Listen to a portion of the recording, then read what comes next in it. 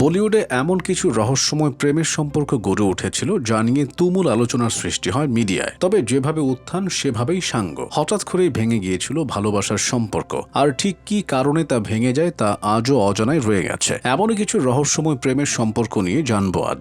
অমিতাভ বচ্চন ও রেখা, দু আনজানে সিনেমার সেটে প্রেমে শুরু হয় বলিউড শাহেনশাহ ও এভারগ্রিন রেখার, কিন্তু সেই সম্পর্ক গোপনই রাখতেন তারা। গঙ্গা কি সুগন্ধ সিনেমার সেটে রেখার সাথে এক সহ অভিনেতা খারাপ আচরণ করার পর তার উপর ক্ষেপে গিয়েছিলেন অমিতাভ বচ্চন। তারপর থেকেই তাদের সম্পর্ক সবার নজরে আসতে শুরু করে। বিগ বিকে বিয়েও করতে চেয়েছিলেন রেখা, কিন্তু তিনি ছিলেন বিবাহিত। তার পাশে অন্য নারীকে সহ্য করতে পারতেন না রেখা। একসময় যখন বুঝতে পারেন এই সম্পর্কের কোনো ভবিষ্যৎ নেই, তখনই এই সম্পর্ক থেকে সরে আসেন তিনি। মিঠুন চক্রবর্তী ও শ্রীদেবী, জনপ্রিয় বাঙালি অভিনেতা মিঠুন চক্রবর্তী ও শ্রীদেবীর মধ্যে ছিল গভীর প্রেম। রাকেশ রোশন পরিচালিত জাগ ওঠা ইনসান সিনেমায় গড়ে ওঠা সে সম্পর্ক 1985 সালে পরিণয়েও রূপ দিয়েছিলেন দুজনে। কিন্তু বিয়ের পর স্ত্রী যোগিতাকে কোনো প্রকার কষ্ট কিংবা তাকে ছাড়তে রাজি না হওয়ায় 1988 সালে বিচ্ছেদের সিদ্ধান্ত নেন মিঠুন চক্রবর্তী ও শ্রীদেবী। শাহরুখ খান ও প্রিয়াঙ্কা চোপড়া, প্রেমের থাবার হাত থেকে রেহাই মেলেনি ভালো স্বামী ও ভালো প্রেমিক হিসেবে পরিচিত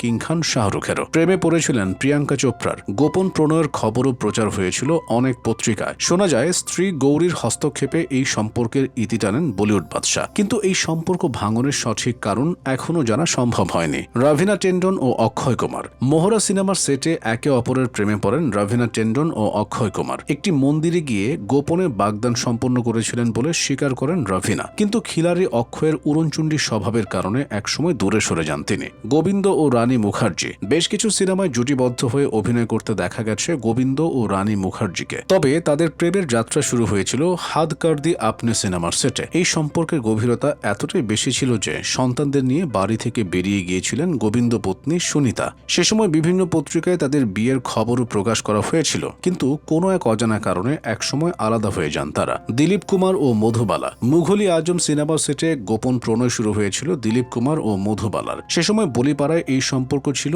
ওপেন সিক্রেট। হাতে হাত রেখে ইনসানিয়াত সিনেমার প্রিমিয়ারেও হাজির হয়েছিলেন দুজন, কিন্তু মধুবালার পিতা না বলার পরই আলাদা হয়ে যান এই জুটি। তবে অনেকের ধারণা এটি তাদের প্রেমের ভাঙনের মূল কারণ নয়। নার্গিস ও রাজ কাপুর, বিবাহিত হওয়া সত্ত্বেও নার্গিসের প্রেমে পড়েন রাজ কাপুর। নার্গিসও ছিলেন তার প্রেমে মশগুল, কিন্তু রাজ বিবাহিত জানার পর ভাঙা হৃদয় নিয়ে চেষ্টাও নাকি করেছিলেন নার্গিস। কিন্তু এই বিপর্যয়ের সময় তার জীবনে আশার প্রদীপ হয়ে আসেন সুনীল দত্ত।